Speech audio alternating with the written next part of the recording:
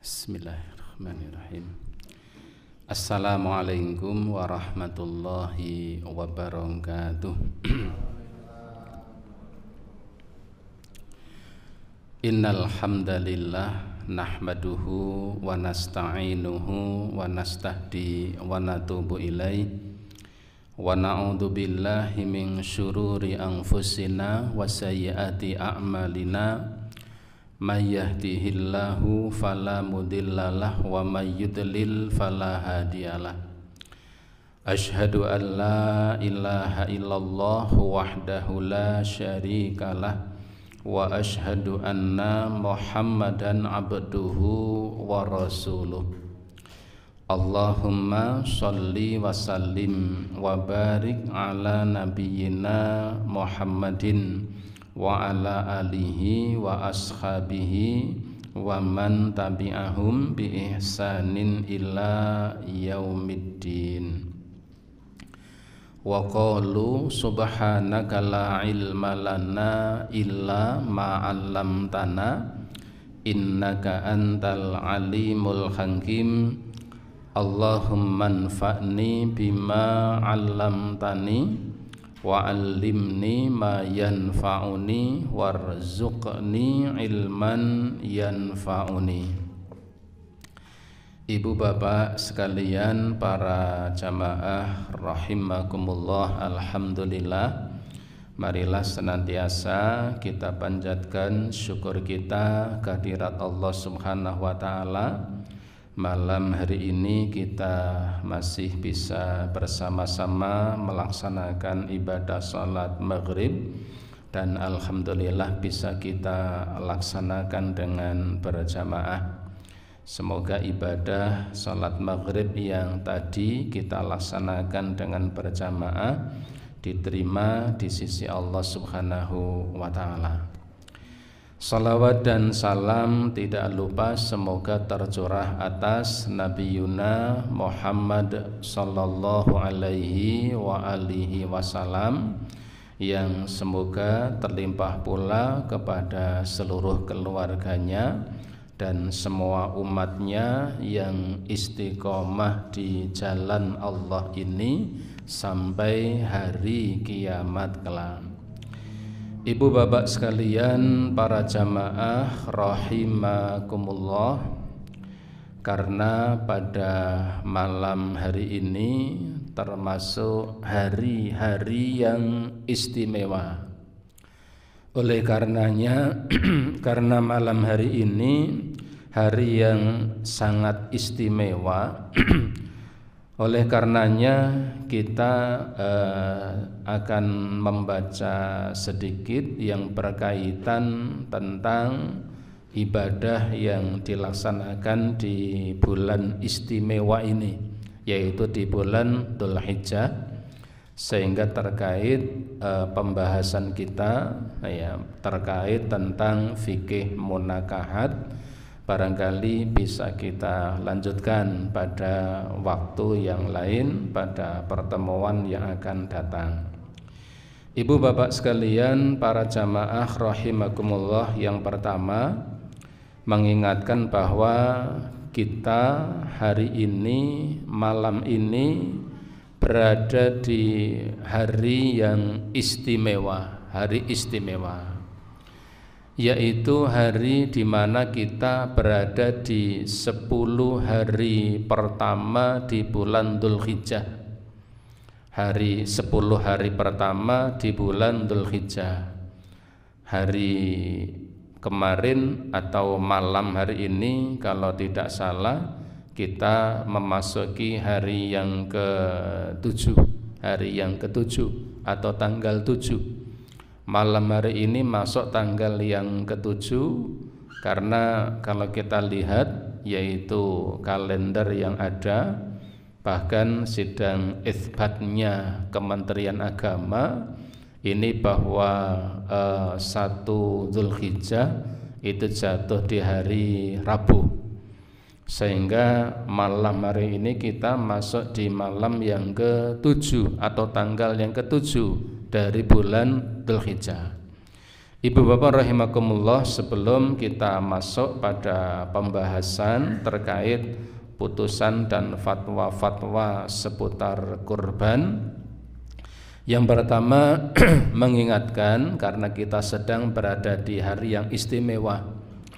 Dalam hadis sahih Rasulullah mengatakan tidak ada satu amal yang lebih suci di sisi Allah dan lebih besar pahalanya selain amal kebaikan yang dilaksanakan di 10 hari pertama di bulan Dzulhijjah. Jadi Rasulullah mengatakan tidak ada satu amal yang lebih suci di sisi Allah dan lebih baik, lebih besar, lebih agung pahalanya, yaitu melebihi amal kebaikan, amal soleh yang dilakukan di 10 hari pertama di bulan Dzulhijjah. Dan kita sedang berada di hari yang istimewa itu. Kalau kita lihat perkataan para ulama, ada bulan yang istimewa, ada hari istimewa, ada malam istimewa. Kalau bulan yang istimewa itu bulan Ramadan.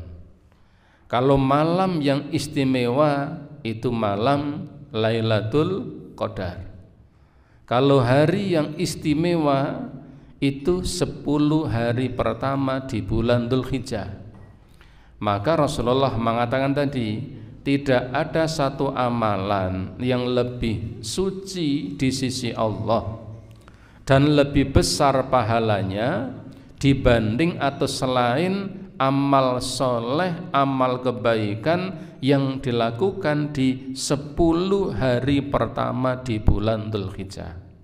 Yang kita sedang berada di hari-hari itu, dan 6 hari sudah lewat, masih menyisakan 3 hari. Ketika Rasulullah mengatakan seperti itu, ada sahabat yang bertanya, ya Rasulullah, Anda katakan tidak ada amal ibadah yang lebih suci dan lebih agung pahalanya dibanding amal ibadah yang dilakukan di 10 hari pertama bulan Dzulhijjah. Artinya amal itu sangat agung, sangat besar pahalanya. Ada sahabat yang bertanya, ya Rasulullah, kalau dibandingkan dengan berjihad di jalan Allah, lebih agung mana? Begitu. Kalau dibandingkan dengan berjihad di jalan Allah, lebih agung yang mana ya Rasulullah? Ketika itu Rasulullah mengatakan tetap lebih agung pahala amal soleh yang dilakukan di 10 hari pertama di bulan Dzulhijjah. Yang bisa menandinginya adalah ketika ada seseorang berjihad di jalan Allah dengan hartanya, dengan jiwanya, kemudian ia gugur di jalan Allah itu, dia meninggal dan dia tidak kembali. Itu yang bisa mengalahkan pahala amal soleh yang dilakukan di 10 hari pertama di bulan Dzulhijjah ini. Maka ibu bapak mengingatkan, kita sedang berada di waktu-waktu yang istimewa itu. Mari kita manfaatkan. Apa yang bisa dilakukan? Pertama, kita boleh mengisi di 10 hari pertama bulan Dzulhijjah itu, dari tanggal 1 sampai dengan tanggal 9-nya, untuk melakukan puasa sunnah. Boleh. Dan itu diceritakan oleh para istri Rasulullah terkait amal ibadah Rasulullah. Jika kita punya kemampuan melaksanakan puasa tanggal 1 sampai tanggal 9, itu baik. Kalau tanggal 10 tidak boleh, karena tanggal 10 itu hari raya Idul Adha. Ketika kemudian tanggal 1 sampai 9 kok kita tidak mampu melakukannya, minimal kita bisa melaksanakan yaitu di tanggal 9-nya, yang sering disebut dengan sebutan puasa Arafah. Tanggal 9 Dzulhijjah ini sering disebut dengan puasa Arafah. Dan tahun ini nanti akan jatuh di hari Kamis, di hari Kamis. Tanggal 9 Arafahnya nanti jatuh di hari Kamis. Rasulullah SAW ketika ditanya tentang keutamaan puasa Arafah ini, beliau mengatakan, saya berharap, kata beliau, ahtasibu, saya berharap bahwa dengan puasa Arafah itu akan bisa menggugurkan atau menghapus dosa-dosa orang mukmin 1 tahun sebelumnya dan 1 tahun setelahnya. Rasulullah mengatakan begitu. Saya berharap ya bahwa dengan puasa Arafah itu bisa menghapus atau menggugurkan dosa-dosa yang dilakukan oleh orang mukmin 1 tahun sebelumnya dan 1 tahun setelahnya. Meskipun ini oleh para jumhur ulama difahami bahwa dosa-dosa yang gugur dengan puasa Arafah ini adalah minas shaghair, yaitu dosa-dosa kecil. Karena dosa-dosa besar itu hanya akan gugur dengan istighfar dan taubat. Jadi dosa-dosa yang gugur dengan puasa Arafah ini itu adalah minas shaghair, yaitu dosa-dosa yang kecil. Adapun dosa-dosa yang besar itu hanya akan gugur dengan istighfar dan bertaubat. Ini keutamaan puasa Arafah. Yang kedua, ibu bapak, di 10 hari pertama bulan Dzulhijjah ini kita bisa mengisinya dengan beragam amal soleh dan amal ibadah. Kita bisa mengkhatamkan membaca Al-Quran di 10 hari pertama bulan Dzulhijjah ini. Kita bisa mengisinya dengan memperbanyak salat sunnah misalnya. Kita bisa mengisinya dengan birrul walidain, dengan berbakti kepada kedua orang tua.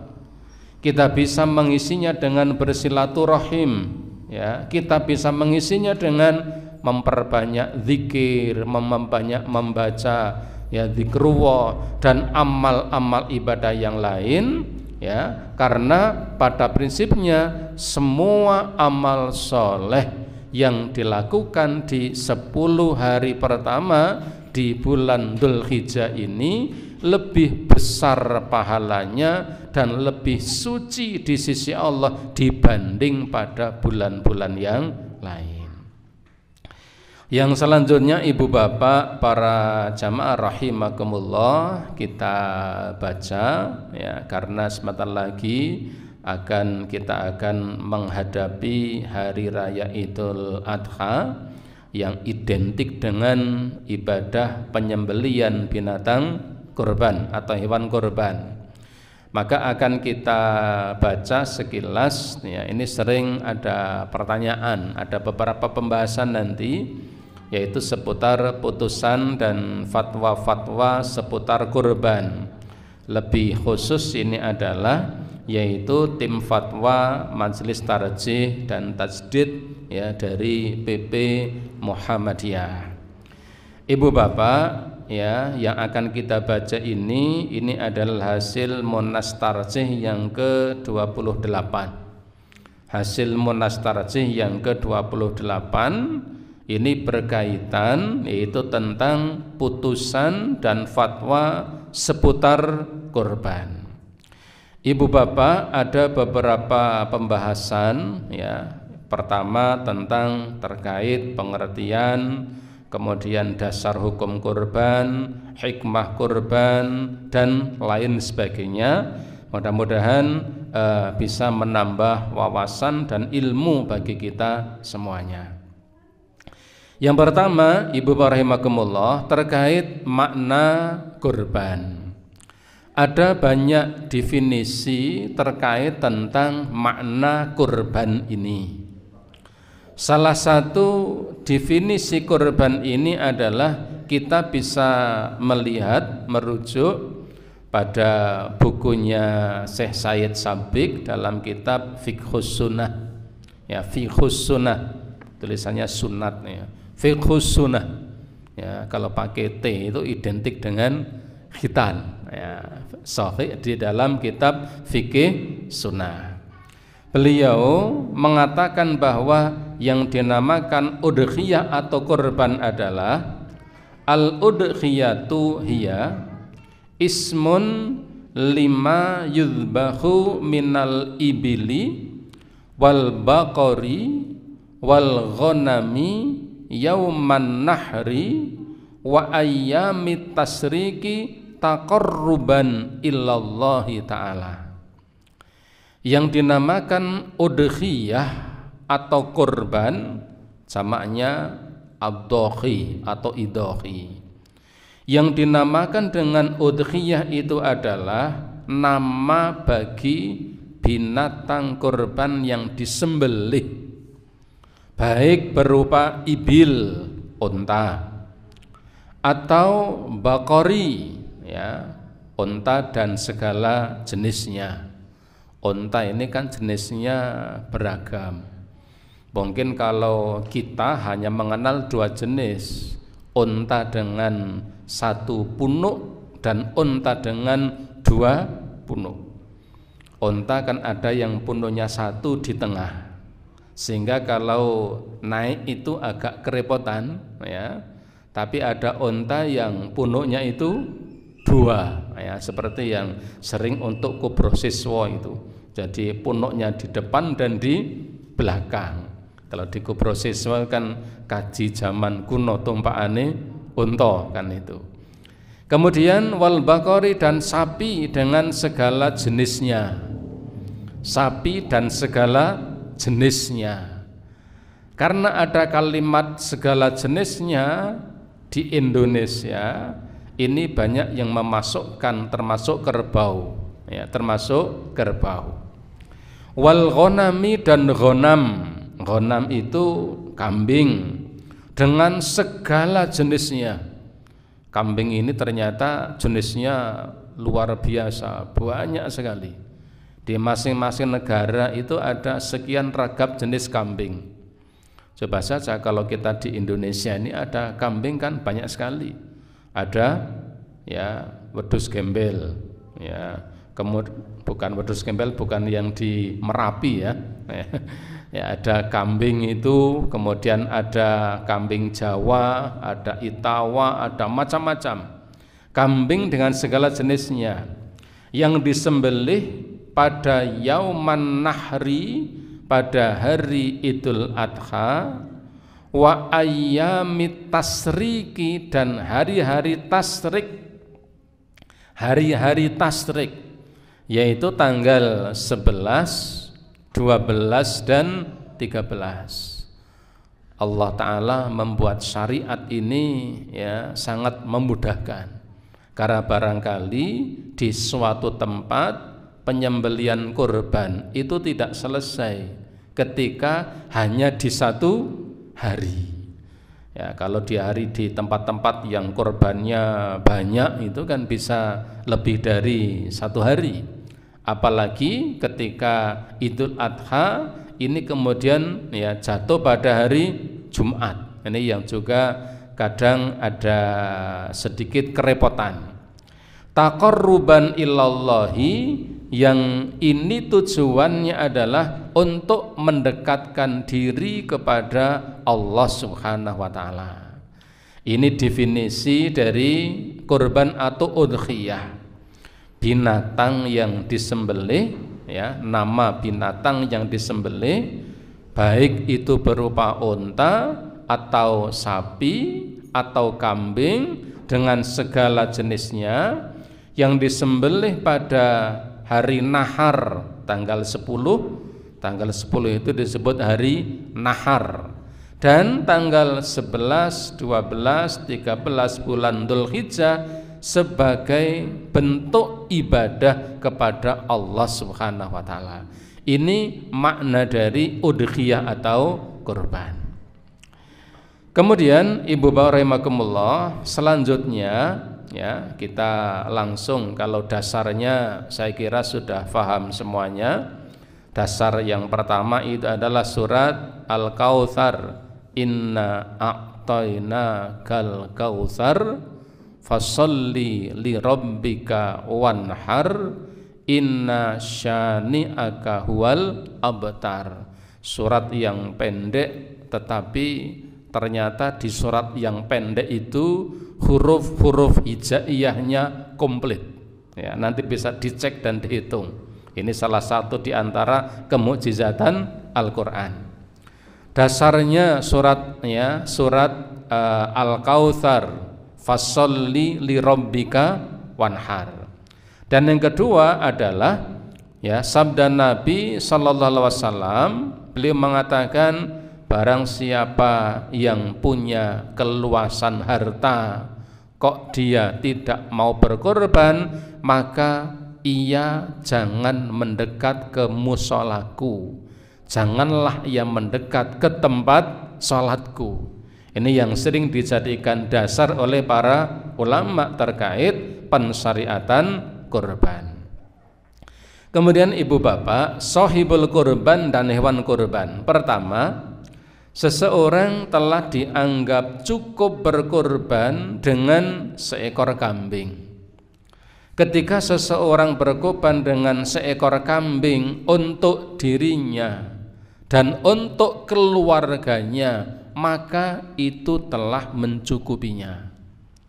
Jika seseorang memang hanya punya kepemilikan atau hartanya hanya cukup dengan satu ekor kambing, ketika lebih dari itu, karena ini ibadah sunnah, maka akan semakin baik dan mulia. Tetapi ketika mencukupkan dengan hanya satu ekor kambing, maka ini sudah dianggap cukup, korban untuk dirinya dan untuk keluarganya. Kita coba melihat dalam hadis Muslim ya, dalam hadis Muslim kita bisa membaca hadis ini. An Jundab bin Sufyan qala syahidtu adha ma'a Rasulillah sallallahu alaihi wasallam. Dari Jundab bin Sufyan, dia mengatakan, saya pernah menyaksikan membersamai Rasulullah pada hari raya Idul Adha. Ketika itu falamma qadha salatahu, ketika beliau selesai dari salat Idul Adha, nadhara ila ghanamin qad dzubihat. Ketika beliau pulang dari salat Id, beliau melewati suatu tempat dan di situ ada seekor kambing yang sudah disembelih. Jadi ketika Nabi pulang dari salat Id, itu Nabi mendapati ada kambing yang sudah disembelih. Beliau tidak menjelaskan apakah kambing itu disembelih setelah sholat Id, ya, orang itu sholat Id pulang langsung kelekek, ya begitu, atau menyembelihnya sebelum sholat Id. Ketika Nabi melihat ada seekor kambing yang sudah disembelih, ya, sebelum sholat, ketika Nabi pulang sholat itu, Nabi mengatakan begini, man dzabaha qabla sholati falyadhbah syatan makanahu. Siapa yang telah menyembelih kambing sebelum salat Id, maka hendaklah ia menyembelih kambing selainnya untuk menggantikan kedudukannya. Siapa yang telah menyembelih kambing untuk kurban sebelum salat Id, maka hendaklah ia menyembelih kambing yang lain untuk menggantikan kedudukannya. Waman lam yakun dabaha falyadbah ala ismillahi. Tetapi siapa yang memang belum menyembelihnya, hendaklah ia menyembelih dengan nama Allah Subhanahu wa ta'ala. Ibu bapak, kita lihat objeknya waktu itu adalah seekor kambing yang disembelih. Jadi ketika Nabi pulang sholat id itu, Nabi melihat ada kambing yang sudah disembelih, maka Nabi mengatakan begitu, siapa yang telah menyembelih sebelum sholat id, hendaklah ia menyembelih kambing lain untuk menggantikan kedudukannya, diijoli. Tetapi siapa yang belum menyembelih, silahkan disembelih nanti dengan menyebut nama Allah Subhanahu wa Ta'ala. Ini ya difahami bahwa seseorang telah dianggap cukup berkorban dengan seekor kambing bagi para sahibul kurban. Kemudian yang kedua, seekor sapi atau kerbau telah mencukupi kurban untuk 7 orang, dan seekor unta untuk 7 atau 10 orang. Ini hadis yang sering ditanyakan. Apa ana dalile sapi iki wong 7 ya. Ini bisa kita lihat pertama, hadis pertama, an Jabir bin Abdillah, dari sahabat Jabir bin Abdillah, annahu qala, bahwa Jabir bin Abdillah ini berkata, naharna ma'a Rasulillah sallallahu alaihi wasallam bil Hudaybiyatal badanata an sab'atin wal baqaratu an sab'atin. Hadis yang pertama, ya, hadis yang pertama dari Jabir bin Abdillah, ia menuturkan, dia mengatakan begini, saya pernah membersamai Rasulullah sallallahu alaihi wasallam ya pada hari raya Idul Adha di Hudaybiyah. Ketika itu kaum muslimin menyembelih binatang kurban dalam wujud atau dalam bentuk seekor unta, badanah itu unta, an sab'atin untuk 7 orang, wal baqaratu dan seekor sapi an sab'atin untuk 7 orang pula. Ini riwayat Muslim, Abu Dawud dan Tirmidzi. Jabir bin Abdillah menuturkan itu. Ini hadis yang sering ditanya oleh banyak kaum muslimin. Jabir mengatakan tadi bahwa beliau pernah membersamai Rasulullah sallallahu alaihi wasallam pada hari raya Idul Adha di Hudaybiyah, dan pada waktu itu kaum muslimin menyembelih seekor unta untuk 7 orang dan sapi juga untuk 7 orang. Hadis yang kedua, an Ibni Abbasin qala, dari Abdullah ibnu Abbas, ia berkata, kunna ma'a Rasulillah sallallahu alaihi wasallam fi safarin. Suatu ketika kami membersamai Rasulullah dalam sebuah perjalanan.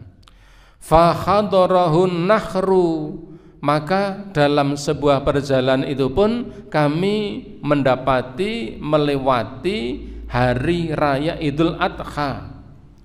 Lalu kata Abdullah ibnu Abbas, dia mengatakan, fastarokna fil ba'iri an ashrati, maka kami bersekutu. Bersekutu itu artinya apa? Bergabung, berombong ya. Maka kami bergabung, bersekutu fil ba'iri, pada seekor unta, an asyrati, untuk 10 orang, wal baqarati an sab'atin, adapun seekor sapi kami bersekutu dengan 7 orang. Ini ibu bapak sekalian dalil ya terkait tentang kurban dalam bentuk unta dan sapi, bahwa unta ini bisa bersekutu 7 sampai 10 orang, adapun seekor sapi ini bersekutu hanya untuk 7 orang. Hadisnya ya pertama dari Jabir bin Abdillah, hadis Muslim. Yang kedua dari Abdullah bin Abbas, hadis Nasa'i, Tirmidzi dan Ibnu Majah. Kemudian ibu bapak ya, saya kira ini tambahan kelengkapan saja. Jumlah hewan kurban 1 ekor kambing untuk 1 orang. Ini hadis Muslim. 1 ekor sapi untuk 7 orang. Ini hadis Muslim, Abu Dawud dan Tirmidzi yang tadi kita baca. 1 ekor unta ini untuk 7 sampai 10 orang. Tadi hadis Muslim, Abu Dawud dan Tirmidzi. Ini yang mendasari dalil yang dijadikan pegangan bahwa pada kurban sapi dan unta ini bisa bersekutu. Kalau sapi ya maksimal adalah untuk 7 orang, adapun unta maksimal untuk 7 atau 10 orang. Tetapi jika kurang dari itu, maka hukumnya tetap diperbolehkan. Artinya kalau sapi hanya untuk 6 orang bolehkah? Boleh. Ini sering jadi persoalan panitia ya. Karena kebetulan tidak nyampe berapa? Tidak nyampe 7 orang ya. Pada kepanitan kurban kelompok A sudah 7 orang, B 7 orang, C 7 orang, sampai F ternyata hanya 6 orang. Ketika 6 orang itu mensepakati untuk membeli sapi dan dapat sapinya memenuhi syarat, sah-sah saja. Ketika tidak mencapai 7 orang, ini di kampung-kampung juga belum banyak pengetahuan. Ora nek sapi kudu pitu, nek ora pitu ora dadi ya. Ndak, boleh saja. Jangankan 7 orang, 4 orang pun boleh, urunane gede-gede ya. Kalau 5 orang ya, sapinya harga 25 juta berarti ngelimang yuto. Bahkan untuk 2 orang pun boleh, bahkan 1 orang pun juga boleh. Jadi 7 orang ini adalah batas maksimal ya untuk sapi. Untuk unta ini maksimalnya dalam hadis tadi ini adalah yaitu 10 orang. Kemudian ibu bapak rahimakumullah, sekarang kita kepada pembagian daging kurban. Sebentar.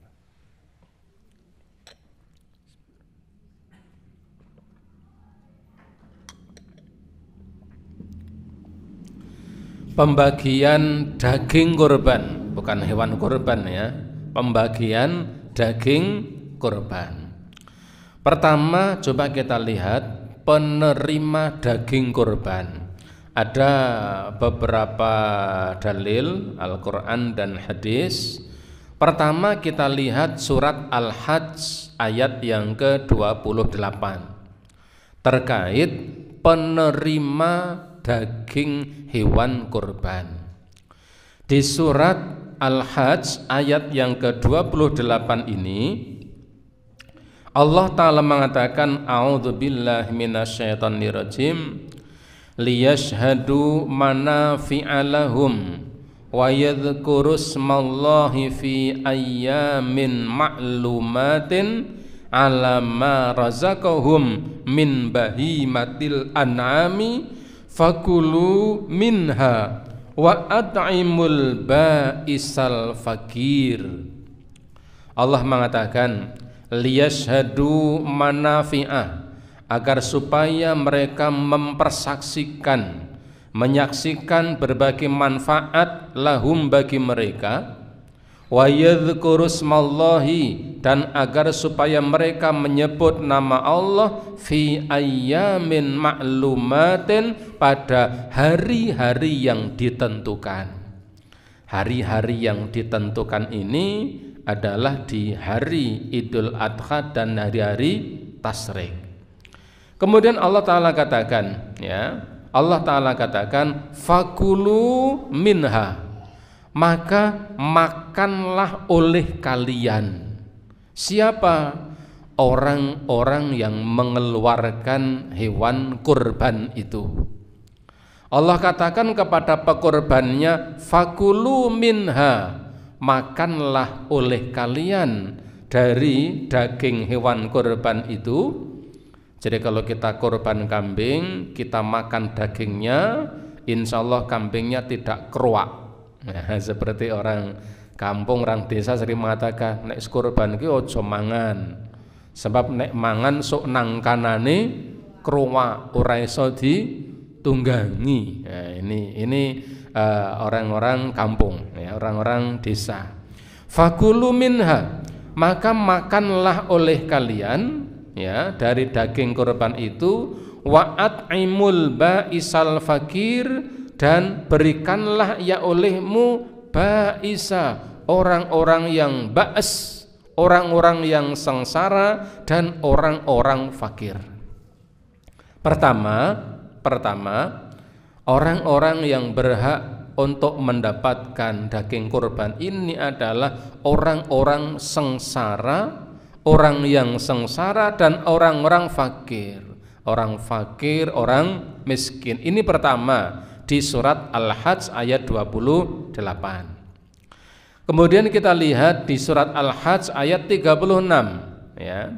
Allah katakan, wal budna ja'alnaha lakum min sya'airillahi lakum, dan telah kami jadikan untukmu unta-unta itu, dan telah kami jadikan untuk kamu unta-unta itu min sya'airillahi lakum, termasuk bagian dari syiar-syiar agama Allah untuk kalian.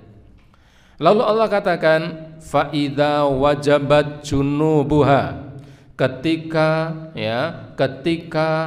unta itu sudah roboh, mati dan kamu sembelih, kata Allah, fakulu minha, maka makanlah oleh kalian daging unta itu, wa at'imul qani'ah, dan berikanlah kepada orang-orang yang qani'ah, orang yang tidak meminta-minta.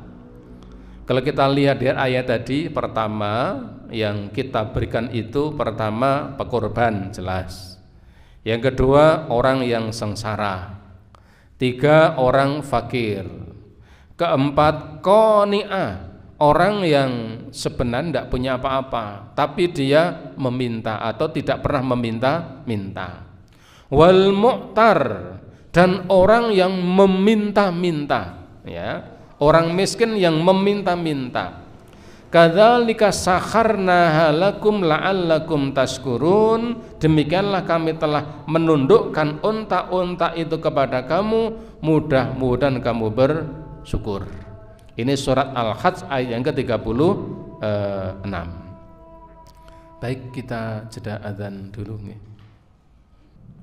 Baik, kita lanjutkan. Ini yang kedua, surat Al-Hajj ayat yang ke-36. Yang ketiga kita lihat dalam hadis Muslim, ya, disebutkan, Inna Ali bin Abi Thalibin ahbarahu anna Nabiyya sallallahu alaihi wasallam amarahu ayyakuma ala budnihi. Disebutkan bahwa Ali bin Abi Thalib, beliau menghabarkan bahwa Nabi sallallahu alaihi wasallam menyuruhnya, memerintahkan kepada Ali ini untuk membantu melaksanakan penyembelihan kurban atas unta yang disembelihnya.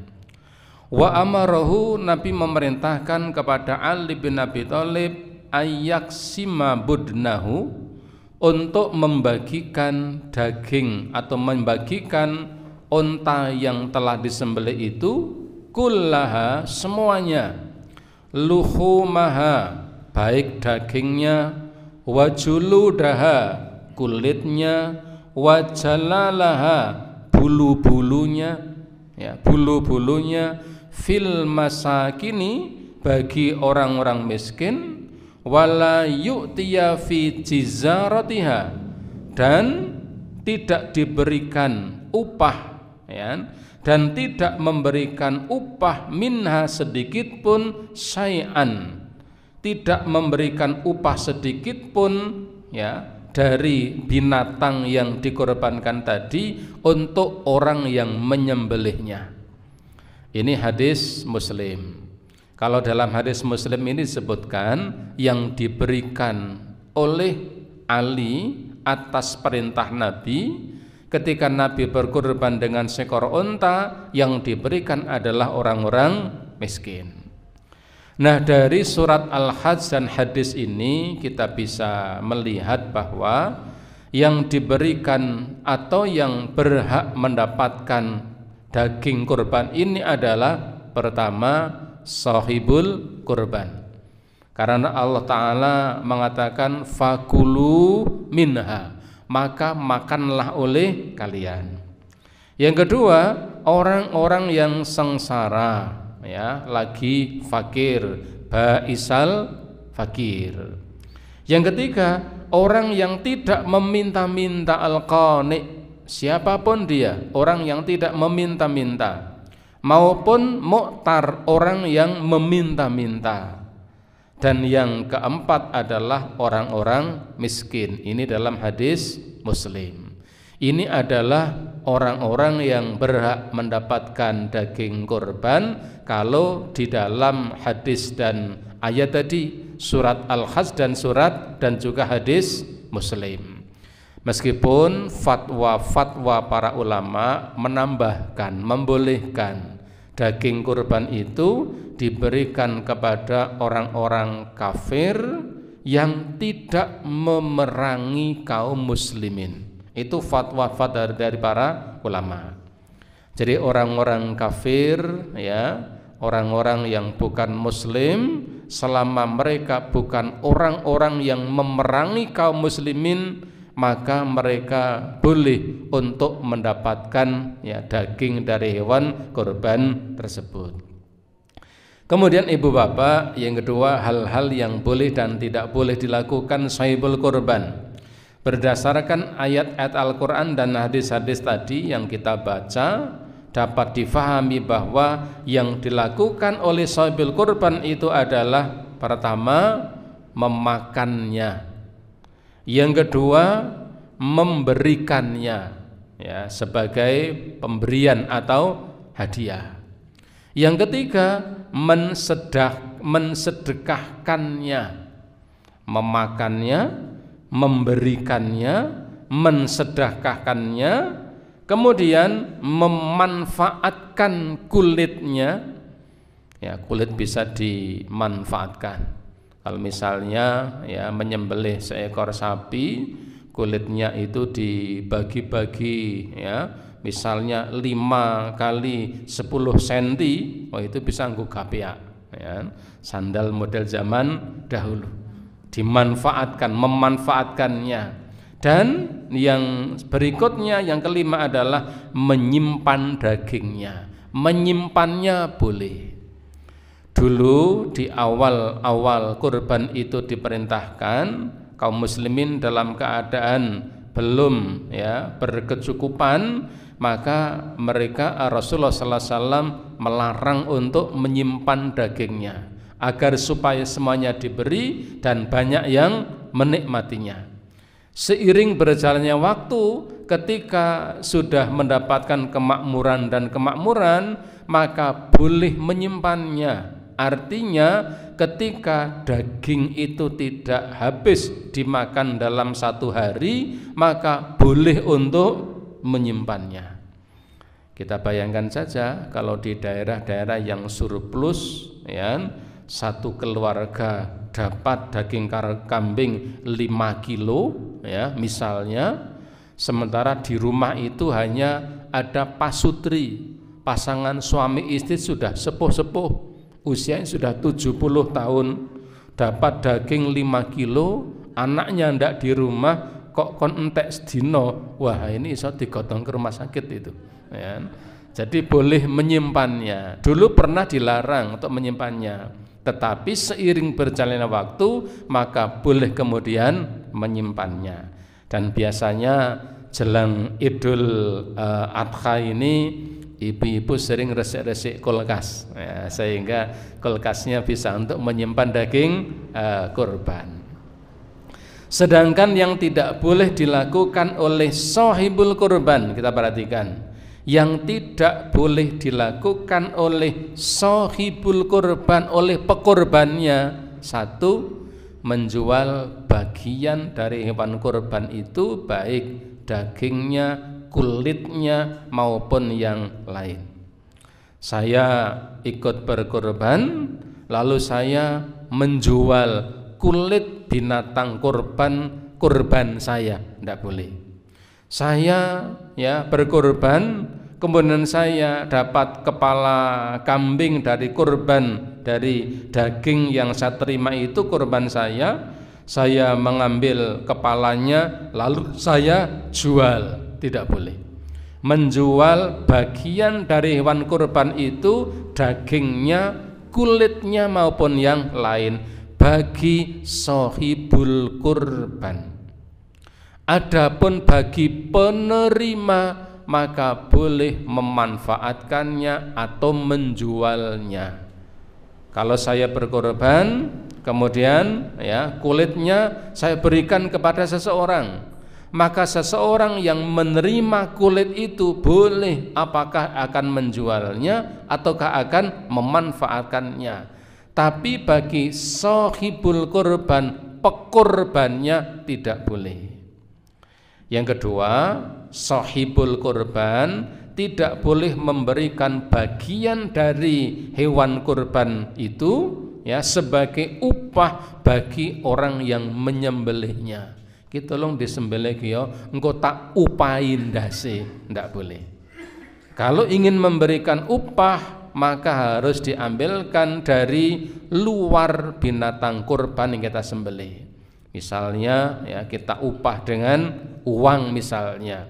Kalau upahnya itu diambilkan dari bagian tubuh binatang kurban yang disembelih, maka ini tidak diperbolehkan. Oleh karenanya ibu bapak, kalau kita merujuk tadi ada hewan kurban itu, ada sahibul kurban, penerima adalah orang fakir, orang miskin, orang qani yang tidak meminta-minta, dan orang yang meminta-minta. Ini ada semacam bagan tasarruful udhiyati lil mudhahi. Tasarruf pembagian daging kurban. Kita lihat yang hijau ini yang disyariatkan, yang merah ini yang tidak diperbolehkan. Tadi kita sampaikan al-masyru' yang diperbolehkan, yang disyariatkan adalah bagi pekurban itu al-aklu, memakannya, memakan dagingnya.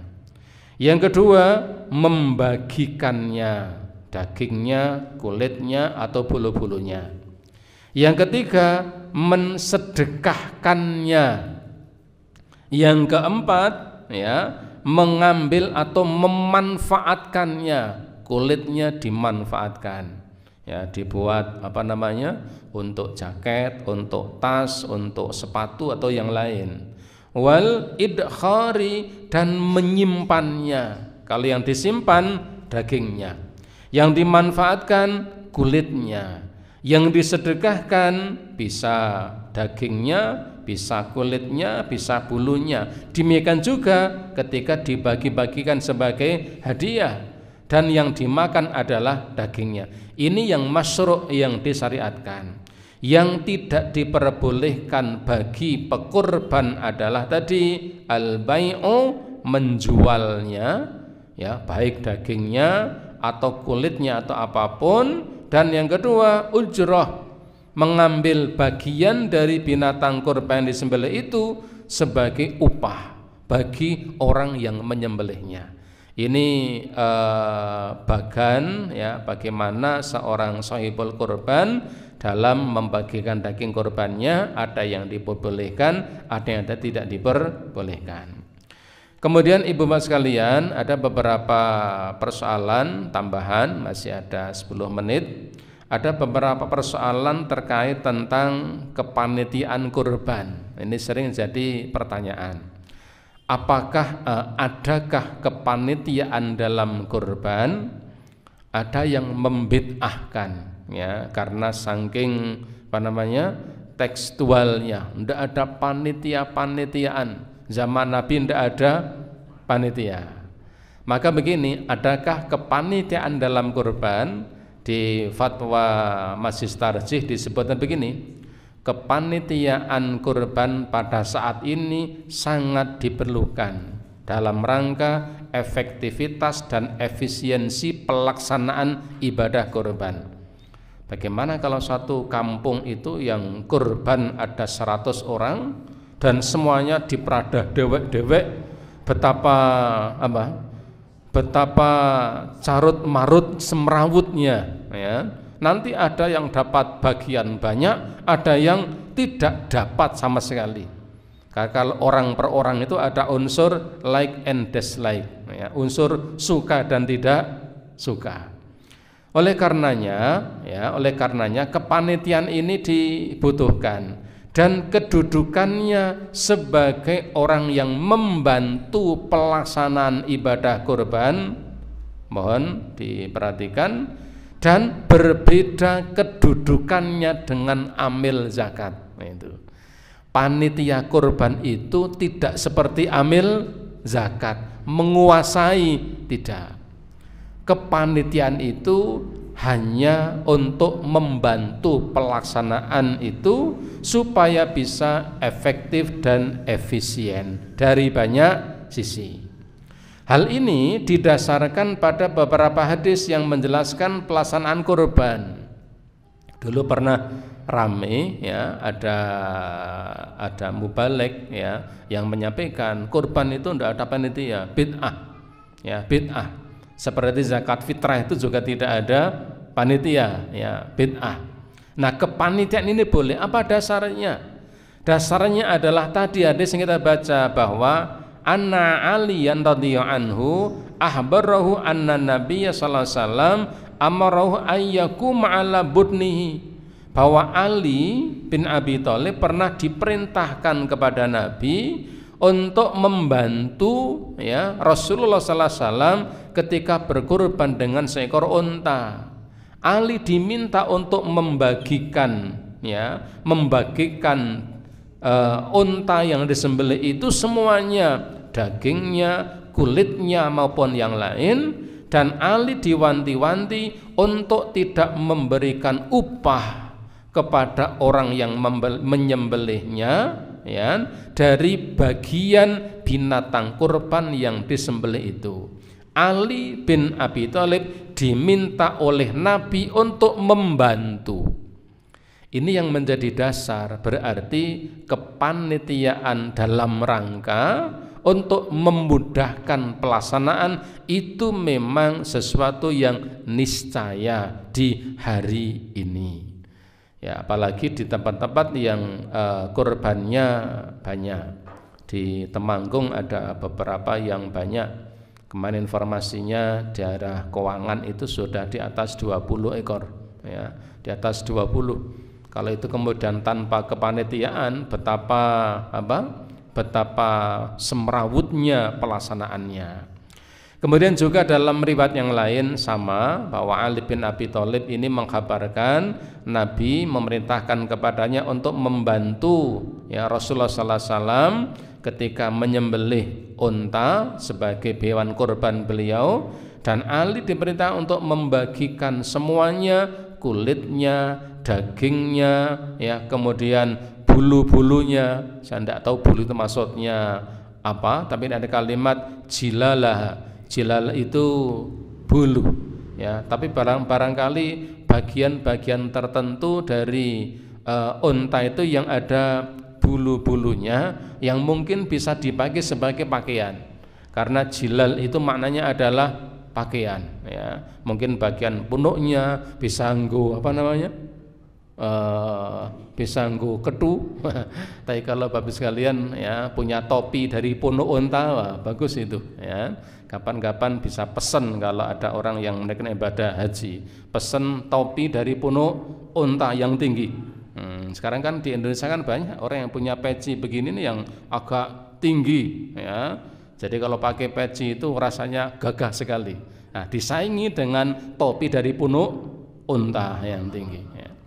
Kemudian juga dalam riwayat yang lain hampir sama, ya, intinya adalah bahwa Ali bin Abi Thalib pernah diminta oleh Rasulullah untuk membantu ya dalam penyembelihan binatang kurban beliau. Kemudian di fatwa PP ini disebutkan tugas dari panitia kurban adalah membantu sahibul kurban. Fungsi panitia kurban adalah untuk memudahkan penyelenggaraan kurban. Panitia tidak boleh mengambilkan upah penyembelih dari hewan kurban itu, namun dapat membebankan kepada sahibul kurban dengan cara bermusyawarah atau mengambil dari sumber lain. Jadi tugas panitia ini adalah dalam rangka membantu pelaksanaan. Kedudukannya bukan seperti amil zakat yang menguasai dari harta tersebut. Ibu bapak, ada tambahan di fatwa PP pimpinan pusat Muhammadiyah, kurban untuk orang yang sudah meninggal dunia, kurban untuk atas nama orang yang sudah meninggal dunia, di fatwa itu tidak boleh. Ini didasarkan kepada beberapa dalil, diantaranya adalah surat An-Najm ayat 38-39, alla taziru waziratun wizra ukhra, tidak ada seorang pun yang bisa memikul beban dosa orang lain, wa alla yasallil insan illa masa'a, dan seseorang tidak akan mendapatkan pahala kecuali dari apa yang diusahakan, kecuali jika itu adalah nazar yang belum terlaksana semasa hidupnya atau adanya wasiat dari orang yang meninggal dunia tersebut. Ketika kita kembalikan ya kepada konsep anak soleh, bahwa sebenarnya ketika ada seorang anak melakukan amal soleh, maka orang tua insya Allah akan mendapatkan kebaikan dari amal solehnya anak. Ini yang ada di himpunan, ada di fatwa PP, dan ini banyak yang difahami oleh para ulama. Jadi tidak ada kurban untuk orang yang meninggal dunia kecuali itu adalah nazar ataupun wasiat. Karena pada prinsipnya perintah kurban itu adalah untuk orang yang masih hidup, bukan bagi orang yang sudah meninggal dunia. Berdasarkan hadis tersebut di atas, jelaslah bahwa nazar yang belum sempat ditunaikan karena terlebih dahulu meninggal dunia harus ditunaikan oleh keluarganya. Jika kurban itu merupakan nazar dari seseorang, maka kurban itu harus ditunaikan oleh ahli warisnya dengan mengambil dari harta peninggalannya. Bernazar untuk berbuat kebajikan, mentaati Allah dan menunaikan perintah Allah harus dilaksanakan. Artinya nazar tersebut hukumnya adalah sah. Sebaliknya, nazar untuk mengerjakan maksiat, melakukan perbuatan yang dilarang oleh Allah harus ditinggalkan atau tidak boleh dilaksanakan.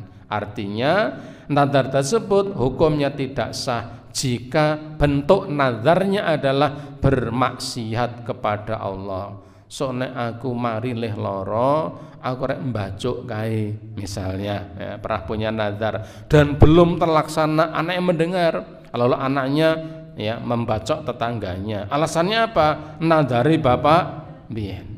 Kalau nazar untuk bermaksiat maka tidak boleh dilaksanakan.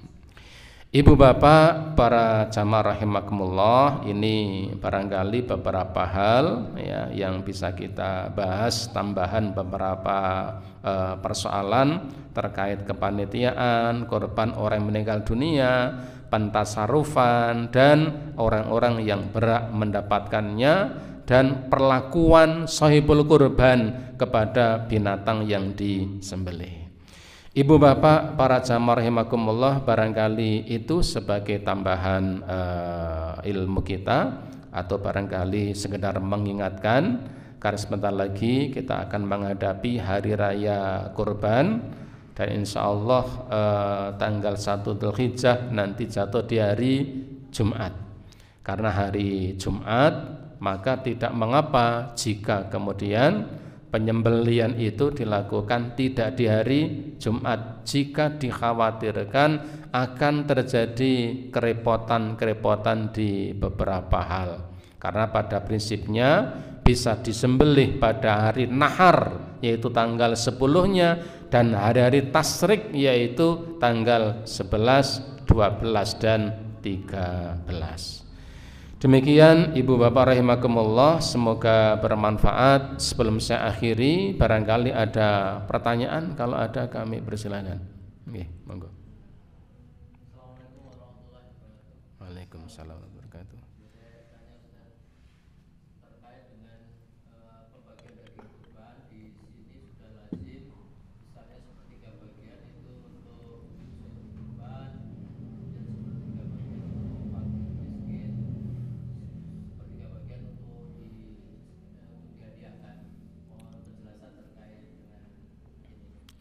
Baik, terima kasih.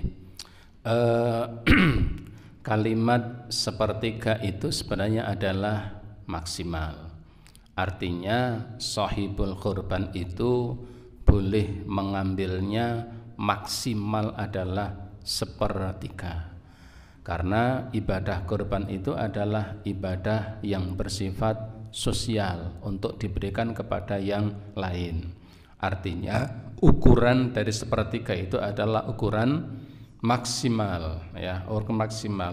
Kurang dari itu boleh, tetapi ketika lebih dari itu adalah boleh. Adapun ketika sepertiga yang lain sebagai hadiah, sepertiga yang lain sebagai sedekah, dalam arti bahwa sepertiga itu yang mendapatkan adalah bukan kategori orang-orang miskin, dan yang sepertiga itu masuk kategori orang-orang miskin, itu insya Allah sudah boleh dan tidak salah.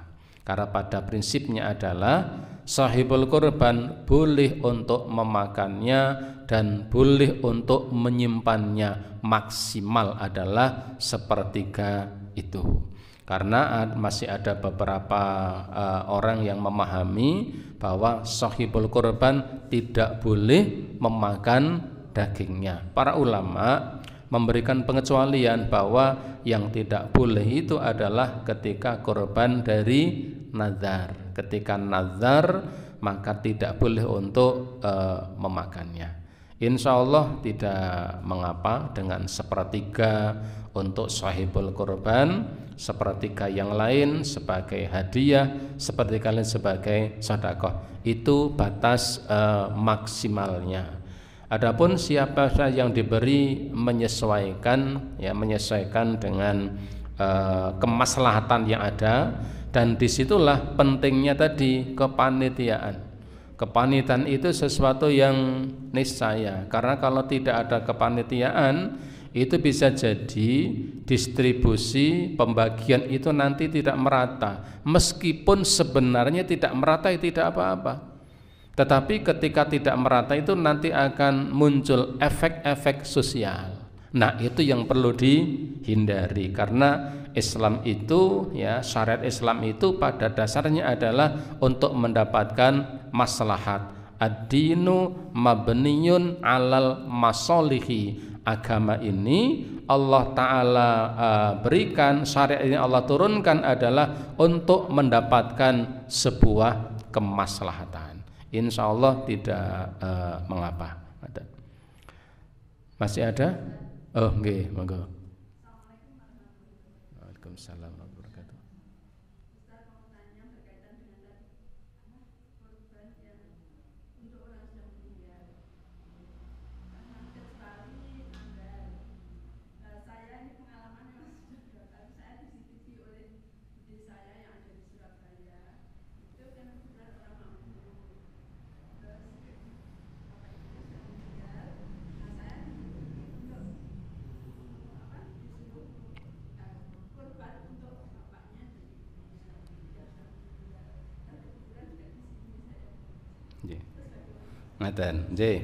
Sebenarnya begini, sebenarnya tinggal pendekatan dalam penjelasan. Artinya begini, ketika seorang anak dan anak itu adalah muslim dan orang tuanya adalah muslim, maka ketika seorang anak melakukan amal soleh, maka orang tua akan mendapatkan kebaikan kesolehannya. Orang tua akan mendapatkan kebaikan kesolehannya. Itu pertama, itu perlu diedukasi seperti itu. Yang kedua, jika itu tidak mantap, ya, maka bisa itu dijadikan sebagai tawassul. Tawassul dengan amal soleh. Sang anak itu berkorban, ya, orang tuanya sudah meninggal dunia, dan sang anak mengatakan, ya Allah, korban saya ini mudah-mudahan Engkau terima menjadi amal yang soleh, amal yang ikhlas. Dengan korban saya ini mudah-mudahan atau saya berharap semoga bapak saya atau ibu saya diampuni dosa-dosanya, ditinggikan derajatnya, dan diberikan pahala amal saleh. Itu namanya tawassul. Sebenarnya bisa dengan dua hal itu, hanya memang yang dua hal itu belum banyak difahami. Orang memahaminya simpel saja, kurban gawe wong tuwa. Maka bisa dengan pendekatan dua tadi. Pendekatan pertama adalah dengan menjelaskan bahwa ketika seseorang itu berkorban kemudian diterima oleh Allah, maka orang tua akan mendapatkan kebaikan dari kesalahan anak. Jika itu kurang marem, begitu, kurang puas, maka itu bisa dijadikan sebagai tawassul.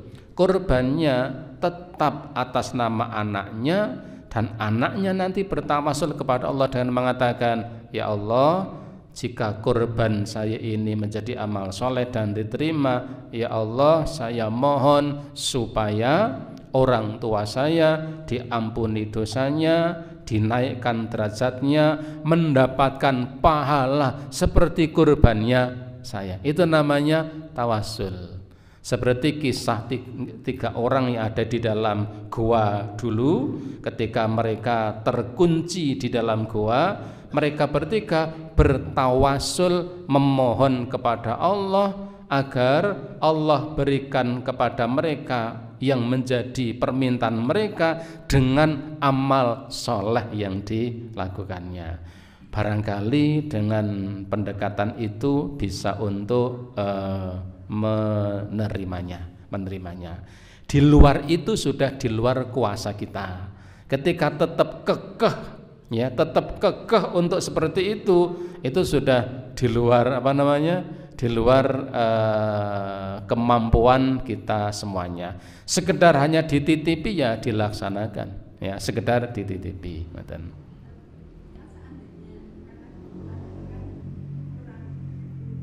Yeah.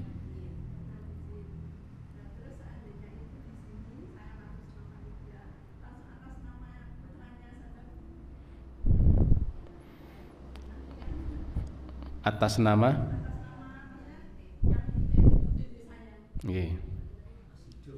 yang masih hidup, ya tidak apa-apa. Itu kan korbannya, titipan dari beliaunya. Adapun belinya untuk meniatkan orang tuanya itu sudah di luar kemampuan kita. Artinya titipan tetap diterima karena kita tidak bisa intervensi niatnya dia. Beliaunya ingin menitipkan korban, ya diterima titipannya. Adapun sisi ubudiahnya dia adalah sisi ubudiah dia kepada Allah Ta'ala. Tapi kalau itu misalnya famili kita bisa untuk memberikan edukasi. Jadi tetap diterima, ya, diterima bahwa nanti disampaikan bahwa ini titipannya dari dia, dari beliaunya yang untuk orang tuanya. Kayaknya segera titipan. Masalah pahala dan ibadahnya itu sudah urusan beliaunya. Itu yang paling mudah.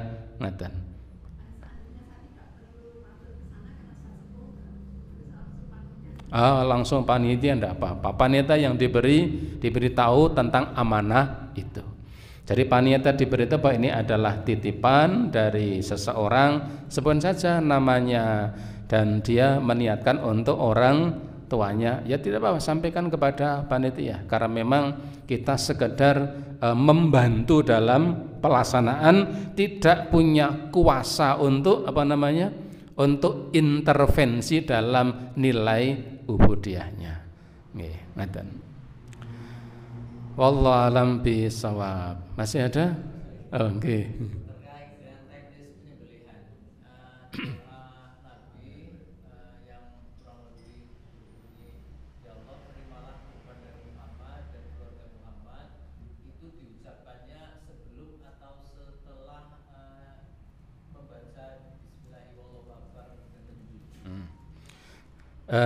Kalimatnya itu adalah Bismillah Allahu Akbar hadza an fulan, ini dari fulan, itu sudah cukup. Bismillah Allahu Akbar itu kan sebenarnya sudah Bismillah dan Allahu Akbar. Di lain ada yang baca Bismillahirrahmanirrahim kemudian Allahu Akbar la ilaha illallah, itu sama sebenarnya. Bismillah Allahu Akbar itu ya itu gitu loh. Ketika kita membaca Bismillah Allah Akbar itu sudah Bismillahirrahmanirrahim dan Allahu Akbar. Sehingga barangkali kalau kita melihat ada menyembelih korban kemudian Bismillahirrahmanirrahim, kemudian yang hadir ya membaca bareng-bareng Allahu Akbar la ilallah, itu sebenarnya bentuk dari kalimat Bismillah Allahu Akbar sudah tercukupi dengan itu. Nah, jika kemudian ia mewakilkan sebut ini dari fulan. Jika tidak menyebutkannya, minimal dia dalam hatinya tahu bahwa ini adalah korbannya fulan. Disebutkan lebih baik. Ini dari fulan dan fulan. Teknisnya bisa dengan lebih simpel, misalnya korban sapi yang kedua. Ya, misalnya panitianya mengatakan ini dari Bapak fulan ya, yang menyembelih itu kemudian Bismillah Allah Akbar, ini korban beliau-beliaunya. Sudah cukup karena nama-nama yang sudah disebut itu teknis saja. Artinya bahwa korban itu memang korbannya dari fulan. Teknisnya mana yang lebih mudah.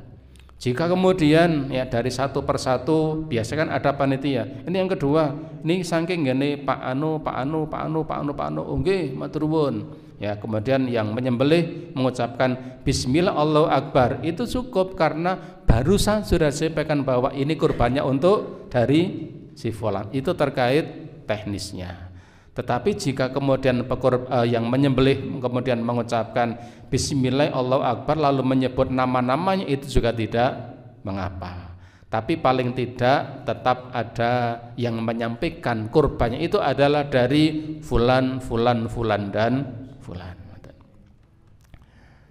Cakap? Baik, ini nak dibuka panjang. Dan saya kira ya hal-hal pokok sudah tersampaikan, sehingga insya Allah pernik-pernik kecil-kecil bisa kita hindari. Penjualan insya Allah sudah bisa kita hindari. Biasanya di Pantai Asuhan itu menerima kulit. Tapi jika kulit itu mau diolah, ya, kalau di tempat saya di kampung kulit diolah, tetap dibrongot dan dibagi-bagikan sampai habis, ya, kulitnya, kakinya, kepalanya itu dibrongot semuanya, lalu dibagi-bagikan dan jadi jadi masakan. Ya. Kalau itu memang mau dilakukan, boleh-boleh saja. Maka dan kita akhiri dengan kafaratul majlis. Subhanakallahumma wa bihamdika asyhadu an la ilaha illa anta astaghfiruka wa atubu ilaik. Bila taufiq wal hidayah. Wassalamualaikum warahmatullahi wabarakatuh.